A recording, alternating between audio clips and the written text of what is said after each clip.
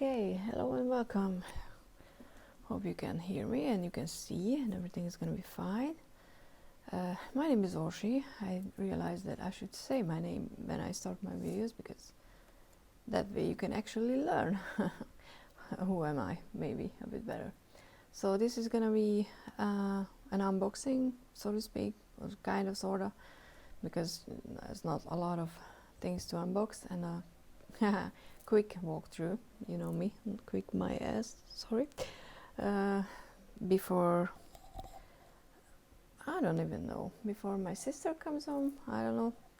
I just realized that I should do this because there's a cat in the room next to me and he's gonna go bonkers when my sister comes home, so you don't care, but hopefully I try to zoom in a bit more, I mean put the camera a bit closer so you will see the cards a bit better. I'm gonna open them out of frame because I don't want to stab myself with a huge needle. So it's just, you know, a low Scarabeo deck with a sturdy box that I don't want to keep because there should be an option getting decks without boxes, in my honest opinion. And why is it so hard to open it? It's more glossy than the boxes I have. It's the usual, yeah, that's why I don't like these boxes. Vacuum whatever box, it's a nice one if you like boxes. Let's see, should we keep it in? I don't even know if I want to keep it in frame. I saw this deck in walkthroughs, I think, or in readings, or on Instagram, and I really liked the images. It's that kind of creepy child image that I like. But when I saw, you know, the cards that they don't have. Oh, great! Another thing to open. They don't have like ribbons like this. Keywords on them. That's what I want to say. As you can see, there are no keywords. I wasn't sure that I could read with them because it's just, I don't know, I'm kind of used to getting oracle cards with keywords. I think that's useful. And I only watched a walkthrough and a restructuring video of the tarot, because she has a tarot as well, on Dao Michelle's channel, and I completely agreed with her that, you know, the tarot in that way is not good to read, but you know, it's not easy to read it. And I was just thinking that if I would get the tarot deck, I would do the same as Dao Michelle did, you know, reorganizing stuff like that. But then I ran into, I don't even know why, I think this is just one of those decks that I kept going back and forth on, wanting and not wanting. And when I saw another walkthrough where it might have been Kelly from the Truth in Story, because her walkthroughs are amazing and I love the way she takes time, you know, and just go into details about the cards and stuff like that. I love watching her videos, and I think either she or the Zen Beach was who talked about the cards in more detail and actually pulled out the guidebook and went through what they meant. And then I realized that, oh, it is a great tarot deck in its original form as well. And I'm not saying that, you know, I was like, oh, Dao Michelle was wrong and blah, blah, blah. It's nothing like that. It's just that I realized that even though watching walkthroughs is useful, you have to have your own opinion about a deck. And I was in a, you know, kind of meh place, or I was just nervous about a job interview, whatever, and I thought that I was gonna go and buy a deck, you know, just to feel a bit better about myself, because that's what you do. And so I picked up this oracle deck because I thought that it's gonna be great for winter and Christmas and stuff like that. It's very slippery. The decks are awesome. I think I'm gonna edge them in this sort of grayish blue, because I like matching my edging to the either a prominent color on the back, or you know, one of them. And I don't want to do pink at the moment because the Spacious Tarot is pink as well. But anyway, so if you get this deck, be sure to read the guidebook at least once, because for example, this is the first card. Hopefully I don't have to, you know, bring it up and you can see. I'm going to try to position it because I can't see the screen right now. I know, technical difficulties, huh? So the first one is called,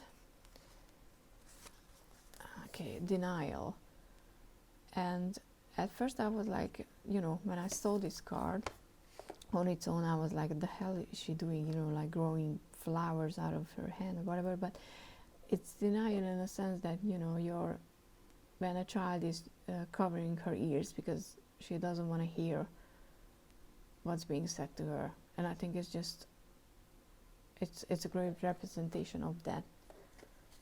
And I'm gonna put it here so you can read the rest if you want to, for denial, because I don't wanna. There's a light and there's a dark meaning, so I think you can do either reversals or positions.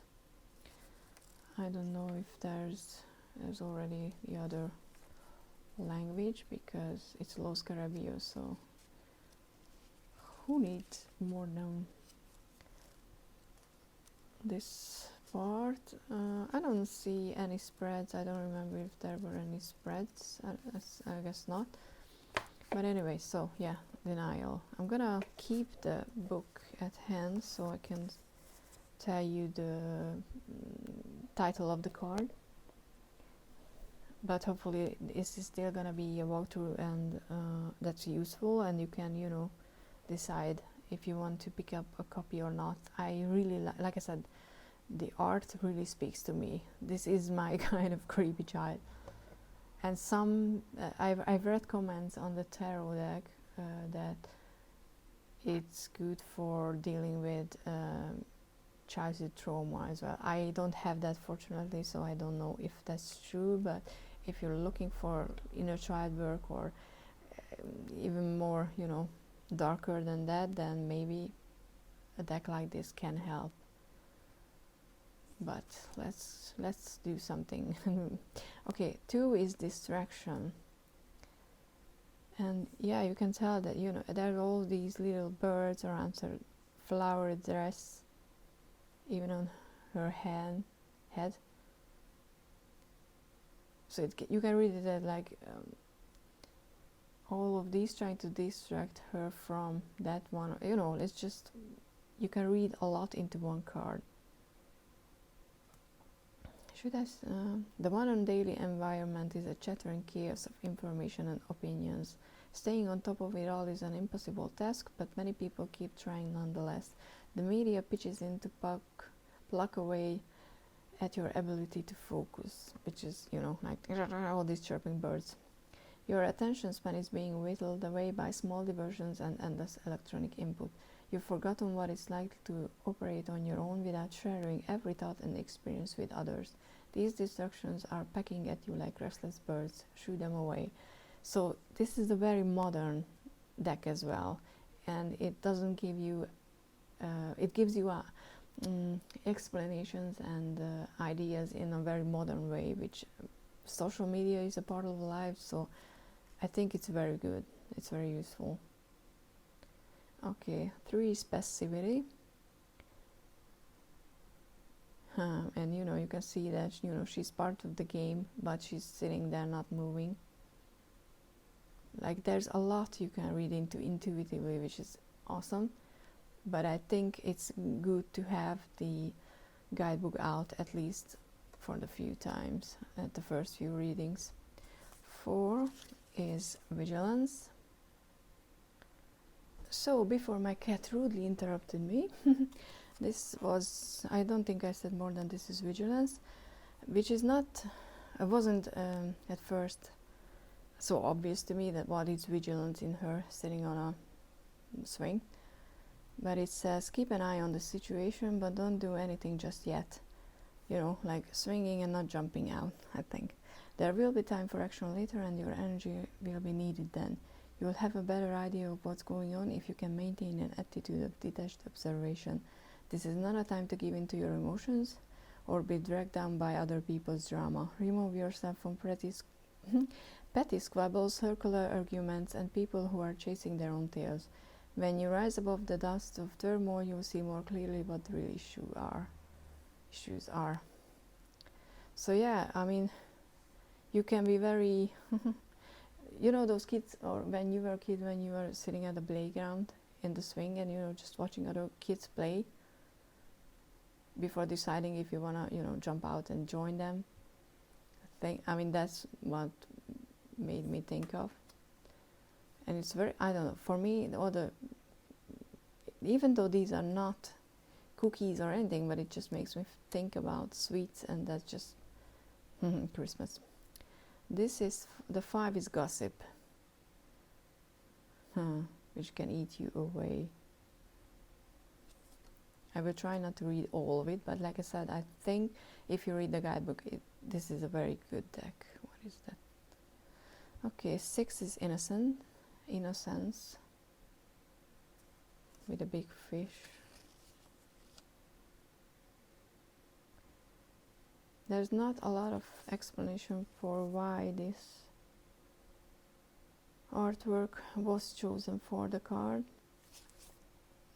unfortunately, but I think it still works. 7 is lamentation. What has broken can be mended, with a broken egg. Absolutely true. 8 is motivation. It's like it feels like a knight from, you know, a tarot deck.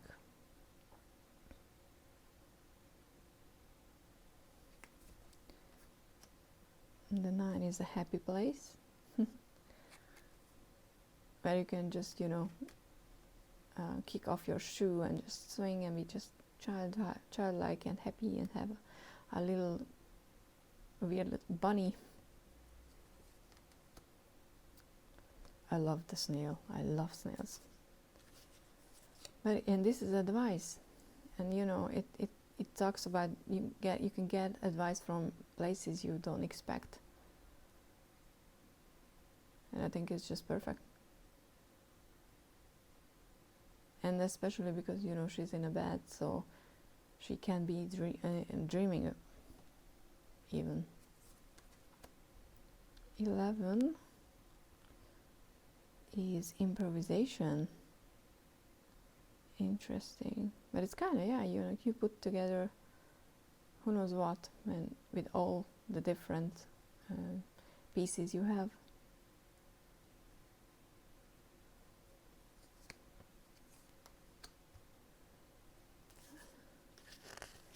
This is number 12, which is hello, and it's definitely saying hi. But is it, you know, like something scary behind the door, or just something unfamiliar that can add to your life? And the children on the artwork are neither scared nor welcoming, and you can look at her like and be like, but you should be at least a bit worried. I mean, I don't know if you can see her face better like this, but she's just, you know, just looking at it. They're very stoic, these little kids. But it says, you know, it talks about it's important to be open to new experiences. 13 is isolation. I mean, obvious, that just works. Sitting in the tower alone. 14, which is a kind of weird one. I mean, look at her. She's not a child. because, well, let's pretend she's a grown-up. This is a creepy deck. It's patronage. And yeah, it talks about accepting and giving. And yeah, I'm not saying it's not a creepy image, because it is. But hey, sometimes we need some creepiness in our lives. I still think it's gonna be a great oracle deck to use it around winter and Christmas. 15 is the call, is your purpose, your inner calling. And I guess it's different from isolation, because there's, you know, that sense of, hey, I mean, like, come and join me.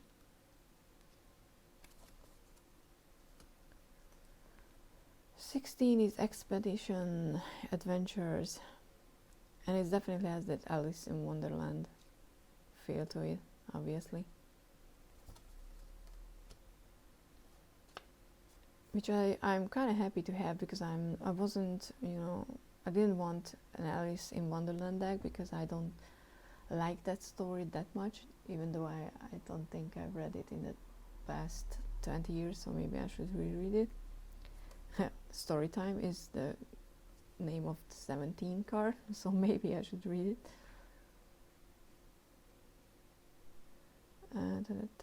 It's about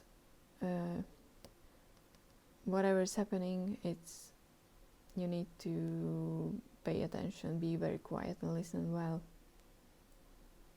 Don't think about all other things you have to do, just give your attention to the story that's being read to you in this moment. What have you learned so far? What do you hope will happen next? So yeah, learning from experience, from what's going on, what's happening. I quite like the meaning of these cards. Okay, 18 is retreat. Oh my, that took an unexpected turn, didn't it? Yeah, it did. I mean, the light meaning of this card is sometimes the bravest thing is knowing when to retreat. Yeah, you have to, because she has tentacles and she's much, much bigger. But it can be, the dark meaning is cowardly custard. So you can be a bit of a coward. Another towery image for the 19, it's management. And yeah, I can see, you know, like she's looking all over her kingdom and checking how everyone's doing. Because in the other cards there were no one else except the bee.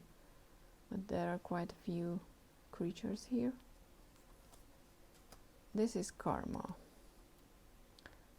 Remember that thing you did, that thing you've always felt a bit guilty about? It's come back around just like you always knew it would, and there's no avoiding it this time.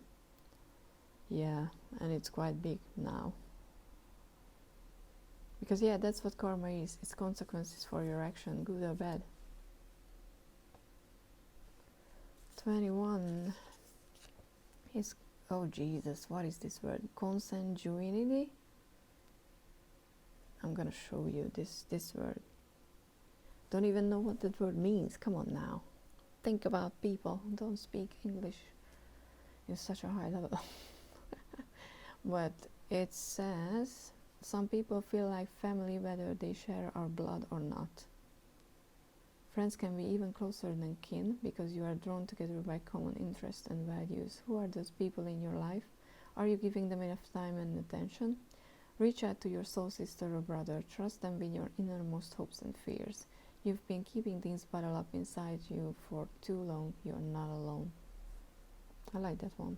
Even though I don't freaking understand the word, and I will need to Google translate it. I love the little tongue. Okay, 22 is plenty.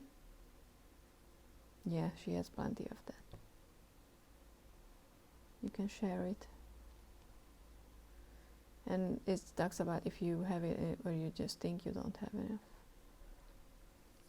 23 is rescue. She's definitely have that forward movement, and because she's going from the right to the left, you know, from the future to the past, turning back, that's why I can read the rescue part in it, because she was on her way, noticed something or someone in, you know, getting in trouble, and she turned back to help. I like that one that I just came up with. 24 is strategy. Oh God. Yes, but this this looks bad, but don't panic. I mean, who knew you can't read and, you know, look away from the book at the same time? Like, but it talks about being calm even if the situation seems scary. Do you guys like to flip around cards, or is it just me? I really enjoy doing that. 25 is disquiet. Oh, I can imagine that. Butterfly, night, something, bug, flying bug, being real noisy. And it's about you having that feeling that something is not right, and that feeling being right, and you need to look around and find out what is not working. 26 is acceleration, picking up space and pace. What's with me and words today? Okay, 27 is compassion. I think she's on the cover of the box. Let's see. If you have been harmed by someone, your pain and anger are legitimate responses. But if you find yourself stuck in the wounded place, you can heal your heart by filling it with compassion. Compassion isn't pity or even forgiveness. It's suffering with putting yourself in the other person's shoes and imagining what they are going through. Even the very worst people deserve some modicum of compassion. After all, you have to be pretty damaged to want to damage someone else. And yeah, I think that's very true. You have to be pretty damaged to want to damage someone else. And even though, you know, have compassion but be safe, because I don't know, I've seen a few spiritual videos lately where they talk about being open and being kind and forgive for those who try to harm you. It's all true. But there was someone who said that even if someone is, you know, in the middle of attacking you, just send them love, because that will protect you. And for some it can work, but if you're being attacked, please run away. Like, I wouldn't say that. I think that's just a bit dangerous, because some people might just, you know, stop and be like, yes, I'm opening my heart and you're not gonna hurt me. And if their karma is to be, you know, kicked and hurt, they're gonna be hurt. I don't know, I just have a problem with being too trusting at situations, or telling people that you always have to be in one way, because that's just not true. Just little rant is over. I've just seen someone today and that just bugged me. 28, intimidation. Hell yeah, she's intimidating the heck out of this ice cream cone, because it looks like she's ready to eat her. That was one of the cards I was like, the hell is this card? Because, like, what? It looks just like a little pervy. But this is, it's called Curiosity, and it talks about the shadowy aspect of the card when you're curious about something that you have no business being curious about. Because Pinocchio's nose is definitely somewhere where it shouldn't be.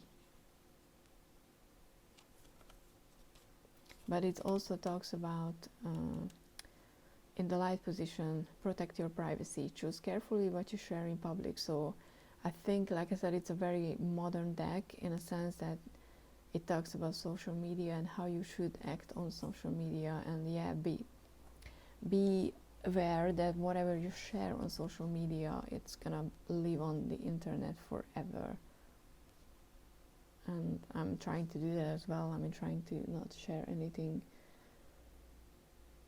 that could come back and haunt me, but there's probably something, because I am human and I F up a lot. But hey, 30 is victory. But it's interesting because you've won, or someone else has won. Either way the conflict is coming to its close. But it talks about, even if you won, don't, just punish the person. Empathy and compassion is important, and I like that, because you don't have to kick someone who's on the ground. 31 is tough love. Because sometimes we all need that. Sometimes we need our mom to tell us to, stop watching TV and just go to bed and go to sleep. Okay, and I think this is the last one. This is wish. Okay, let's see. The universe is conspiring in your favor now, and it's time to make a wish, a big wish. A big fish, a big wish. If there's something you want that you haven't let yourself believe in, go ahead and believe. Belief is what turns wishes into reality. But do be careful what you wish for. Yeah, absolutely. Be specific. Don't ask for true love if your environment can sustain it. Don't ask for a happy ending if you aren't prepared to compromise. The process of making your wish will clarify what needs to change in your life to make room for it. And then poof, your wish will come true. That's so true, because